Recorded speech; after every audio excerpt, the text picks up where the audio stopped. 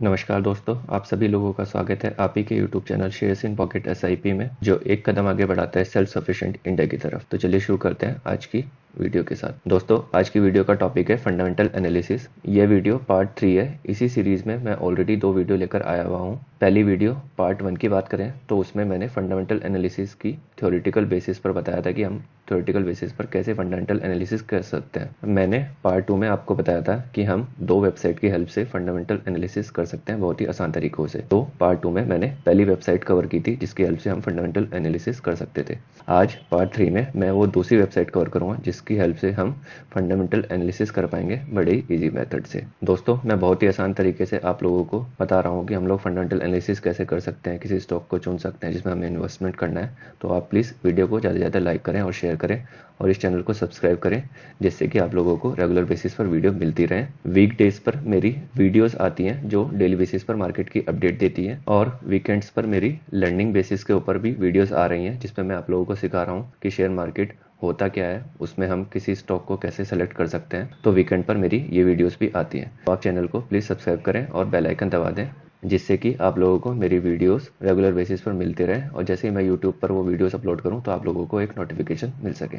चलिए शुरू करते हैं आज की इस वीडियो को। पहली वेबसाइट जो मैंने पार्ट 2 में कवर की थी वो थी screener.in। इस वेबसाइट की हेल्प से भी हम किसी भी स्टॉक की फंडामेंटल एनालिसिस कर सकते हैं। आज की वीडियो में हम कवर करेंगे सेकेंड वेबसाइट जो है tickertape.in।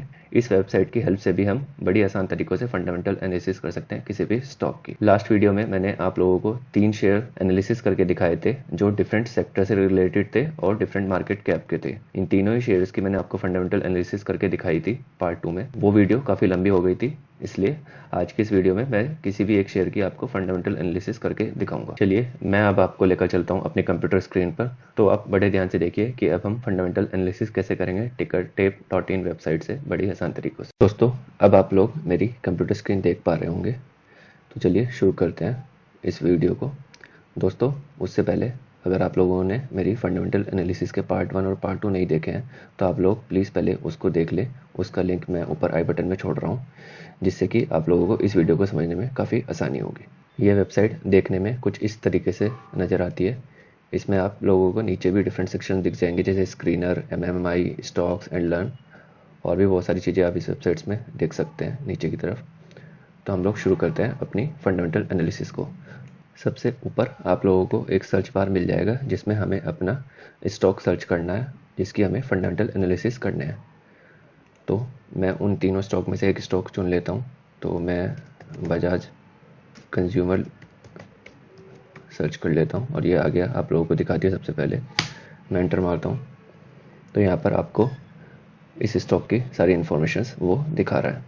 सबसे ऊपर आप लोग देख सकते हैं प्रोडक्ट का नाम, ये उसकी लास्ट प्राइस है जो भी चल रही है। उसके बाद आपको यहाँ पर नीचे डिफरेंट चेकलिस्ट दिखाएगा जिसको हम इन्वेस्टमेंट चेकलिस्ट बोलते हैं। तो अगर हम इंट्रिंसिक वैल्यू की बात करें तो वो भी ग्रीन है। इसका मतलब ये होता है कि अगर कंपनी अपना ये शेयर निकाल रही है, स्टॉक निकाल रही है, तो कंपनी उस शेयर को कितना प्राइस में बेचना चाहती है, उसके कितने प्राइस रखना चाहती है, तो उसको बोलते हैं हम इंट्रिंसिक प्राइस। लेकिन अगर हम देखें तो इस स्टॉक की प्राइस अभी 285 रुपये 90 पैसे है। इसका मतलब ये है कि जो अभी करंट प्राइस चल रहा है वो इसका कम है अपनी इंट्रिंसिक वैल्यू से। इसका मतलब ये होता है कि इस शेयर में काफ़ी स्ट्रेंथ है ऊपर बढ़ने के लिए। सेकंड कैटेगरी देखें, रिटर्न वेस एफडी रेट्स, तो इसको भी ग्रीन फ्लैग मिला हुआ है। डेट मीन्स कि ये रिटर्न भी अच्छे खासे देती है अगर हम एफडी से कंपेयर करें। तीसरा पार्ट है हमारे पास डिविडेंड रिटर्न्स, तो इसको भी ग्रीन फ्लैग दिया हुआ है। इसका मतलब ये है कि ये कंपनी डिविडेंड भी हम लोगों को देती है। चौथा पॉइंट है एंट्री पॉइंट, तो एंट्री पॉइंट को अगर हम लोग देखें तो इसको भी ग्रीन फ्लैग मिला हुआ है। डेट मीन्स कि इस स्टॉक में हमें इन्वेस्टमेंट करने का यह अच्छा समय है।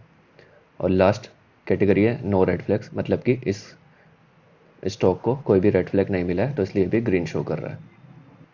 अगर इस चेक लिस्ट में आपको कोई भी रेड फ्लैग दिखाई देगा डेट मीन्स कि वो उसकी कमजोरी है या वो उसका नेगेटिव फैक्टर है।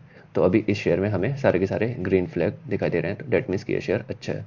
सबसे ऊपर आप लोगों को डिफरेंट सेक्शंस दिख जाएंगे, overview, forecast, financial, peers, holdings, news और इवेंट्स। तो यहाँ पर भी हम बहुत सारी चीज़ें देख सकते हैं इस शेयर्स के बारे में। अगर हम प्राइस चार्ट की बात करें तो यह शेयर हाई गया है 289.45 पैसे पे, और अगर लो की बात करें तो यह शेयर गया है 285.05 पे। ये वैल्यूज़ जो हमें देखने को मिल रही हैं, ये मिल रही है 1 डे के चार्ट के ऊपर। साइड में आप लोग देख सकते हैं कि अभी ये 1 डे का चार्ट दिखा रहा है। ऐसे ही आप 1 वीक का भी देख सकते हैं, 1 मंथ का देखना चाहे 1 मंथ का देख सकते हैं, 1 ईयर का देख सकते हैं आप लोग, और अगर मैक्स देखना चाहते हैं तो मैक्स भी देख सकते हैं। अब हम चलते हैं इसके दूसरे सेक्शन जो है की मैट्रिक्स का, नीचे आ जाते हैं। तो अगर हम रेशियो की बात करें तो पी रेशियो इस शेयर का है 18.91, और अगर हम इसको कंपेयर करें इसके सेक्टर पी से तो सेक्टर पी दिखा रहा है 46.74। डेट मीन्स कि ये पी इस स्टॉक का हाफ रेट में है अगर इस सेक्टर से कंपेयर करें। डेट मीन्स कि ये एक अच्छा पी रेशियो माना जा सकता है। अगर हम पीवी रेशियो की बात करें तो इस शेयर का पीवी रेशियो है 5.57, और अगर इस सेक्टर के पीवी रेशियो की बात करें तो वो है 8.43। इस शेयर का पीवी रेशियो भी अपने सेक्टर के पीवी रेशियो से कम है। डेट मीन्स कि ये भी एक अच्छी चीज़ मानी जाती है। डिविडेंड यील्ड की बात करें तो यह कंपनी डिविडेंड भी देती है 3.50% का, तो ये भी एक अच्छी बात है। अगला सेक्शन है फोरकास्ट एंड रेटिंग्स का। डेट मीन्स कि जो इस वेबसाइट पर हमारे एक्सपर्ट बंदे हैं जिनको हम एनालिस्ट बोलते हैं, तो उन एनालिस्ट में से कितने प्रतिशत लोग हम लोगों को बोल रहे हैं कि इस शेयर में आप लोग खरीदारी कर सकते हैं। तो अगर आप देखें तो 86 एनालिस्ट बोल रहे हैं कि आप इस शेयर्स को खरीद सकते हैं इस टाइम पर। अब आप लोग और थोड़ा नीचे आएंगे तो यहाँ पर हमें कंपनी प्रोफाइल दिखा रहा है, उसमें हमें पता चल जाता है कि ये कंपनी क्या काम करती है, उसका बिजनेस क्या है, तो वो इन्फॉर्मेशन आप लोग यहाँ से ले सकते हैं। उसके बाद नेक्स्ट सेक्शन है ब्रांड्स। तो इस ब्रांड में अगर हम देखेंगे कि इस कंपनी के जो हमारे प्रोडक्ट्स हैं, तो आप लोग देख सकते हैं ये इस कंपनी के डिफरेंट प्रोडक्ट्स हैं, like Bajaj almond hair oil, amla hair oil. तो आप लोग देख सकते हैं कि जो ये आलमंड हेयर ऑयल है, ये इनका एक यूनिक प्रोडक्ट है जो हर घर में पाया जाता है। अब हम थोड़ा और नीचे आएँ तो यहाँ पर नेक्स्ट सेक्शन है पीयर्स, मतलब इस कंपनी के कॉम्पिटिटर्स कौन कौन सी कंपनीज़ हैं। तो यहाँ पर वो आप लोगों को डिटेल मिल जाती है कि बजाज कंज्यूमर जो हमारा स्टॉक है उसके कॉम्पिटिटर्स कौन कौन है। जैसे यहाँ पर दिखा रहा है डाबर इंडिया, गोदरेज कंज्यूमर, मारिको, तो ये सारे इसके कॉम्पिटिटर्स हैं। नीचे आएँ तो हम लोगों को यहाँ पर फाइनेंशियल ट्रेंड देखने को मिल रहा है। तो फाइनेंशियल ट्रेंड भी हम लोग यहाँ से देख सकते हैं इस वेबसाइट पर। तो अगर हम रिवेन्यू की बात करें तो रिवेन्यू भी इस कंपनी का लगातार बढ़ रहा है। अगर हम बात करें 2018 में तो 852 करोड़ था, उसके बाद 935 करोड़ हुआ, फिर थोड़ा सा कम हुआ 882 करोड़, और फिर एक बार दोबारा हाई चला गया 956 करोड़ पर। तो रिवेन्यू भी इस कंपनी का लगातार बढ़ रहा है अगर हम पिछले 4 सालों की बात करें। अब बात करते हैं प्रॉफिट की, तो प्रॉफिट भी लगातार बढ़ रहा है। लाइक 211 था 2018 में, 221 हुआ 2019 में, 2020 की बात करें तो 184 था, और उसके बाद 2021 में दोबारा 223 हो गया। तो कंपनी ने अपना प्रॉफिट और रिवेन्यू लगातार बढ़ा रही है। ये आप मान सकते हैं कि वो स्टेबल लेकर चल रही है, वो उस प्रॉफिट को और रिवेन्यू को नीचे नहीं गिरने दे रही है। तो यह भी किसी शेयर के लिए एक अच्छी बात मानी जाती है। अब हम चलते हैं ऊपर और सारी चीज़ें हम इसकी देख लेते हैं। अब हम जाएंगे फाइनेंशियल कैटेगरी के अंदर।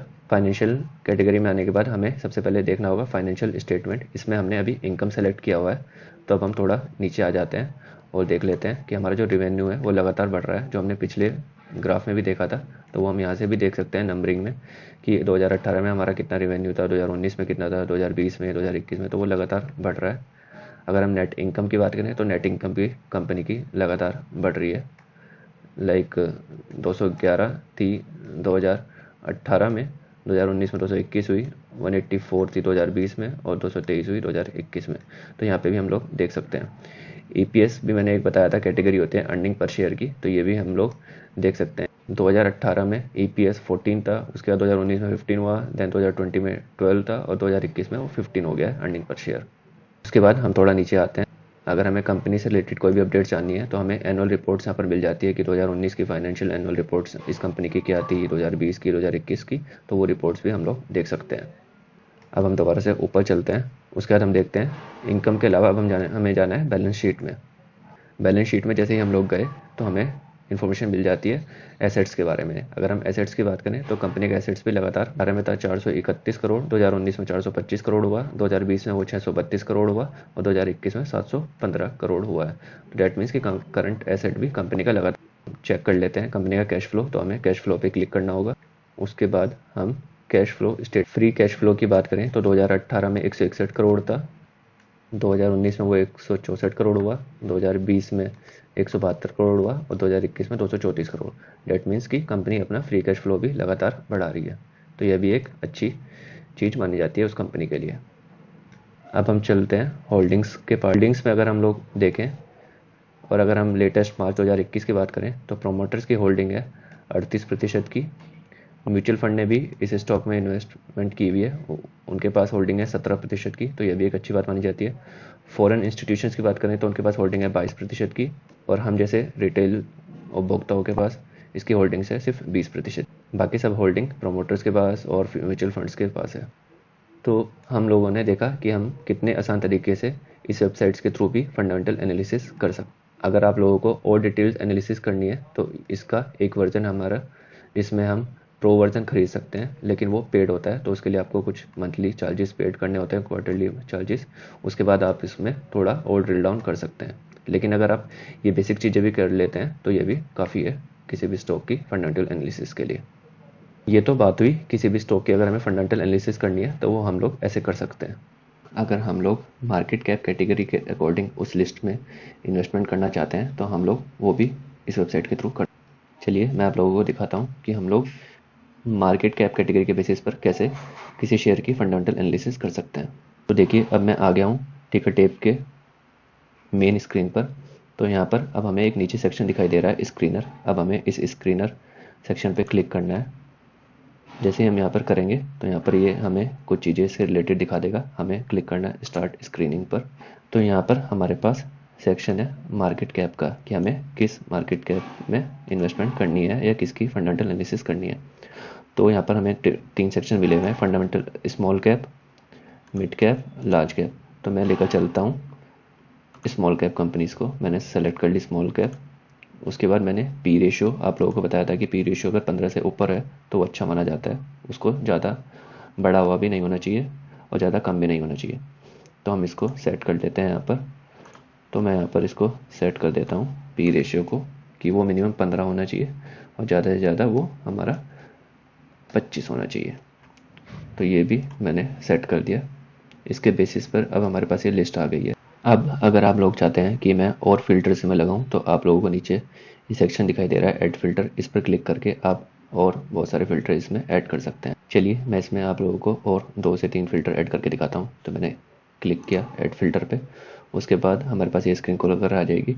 इसमें हमारे पास ये सर्च बार है, इसमें हमने सर्च किया ROCE, जो मैंने आप लोगों को बताया, रिटर्न ऑन कैपिटल एम्प्लॉयड। तो ये फ़िल्टर भी हम लोग सेलेक्ट कर लेते हैं। उसके बाद मैंने ROE बताया था एक फ़िल्टर आप लोगों को, तो वो भी हम सर्च करते हैं RETU, रिटर्न ऑन इक्विटी। तो ये दोनों फ़िल्टर भी मैंने ऐड कर लिए। तो अब हम लोग इसकी वैल्यू फिल करते हैं।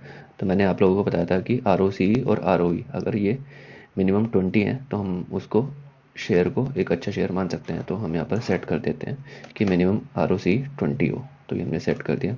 ऐसे ही हम ROE को भी सेट करेंगे कि मिनिमम ROE 20 होनी चाहिए। तो हमने इसको भी सेट कर दिया और अब ये फ़िल्टर होके हमारे पास स्टॉक्स आ चुके हैं। आप लोग देख सकते हैं कि अब हमारे पास जो हमने फ़िल्टर्स लगाए हैं उसके अकॉर्डिंग हमारे पास एक लिस्ट आ गई है स्मॉल कैप शेयर्स की, जो इस प्रकार है। अब हम इसमें इन्वेस्टमेंट कर सकते हैं इन सारे शेयर्स में और ड्रिल डाउन। तो ये थी हमारी दूसरी वेबसाइट, जिससे हम बड़ी आसानी से 5 से 10 मिनट में फंडामेंटल एनालिसिस कर सकते हैं किसी भी शेयर्स की, या हमें मार्केट कैप कैटेगरी में जाके किसी लिस्ट की फंडामेंटल एनालिसिस करनी है तो वो भी हम लोग कर सकते हैं डिफरेंट फिल्टर्स यहाँ पर लगाकर। Thank you guys for watching this video. Please इस वीडियो को ज़्यादा से ज़्यादा लाइक करें और शेयर करें और चैनल को सब्सक्राइब करें, जिससे कि आप लोग शेयर मार्केट से रिलेटेड वीडियोस देख सकें। प्लीज़ सब्सक्राइब के बराबर में बेल आइकन को भी दबाना ना भूलें, जिससे कि आप लोगों को एक नोटिफिकेशन मिल सके जब भी मैं इस प्रकार की वीडियो यूट्यूब पर अपलोड करूँ। थैंक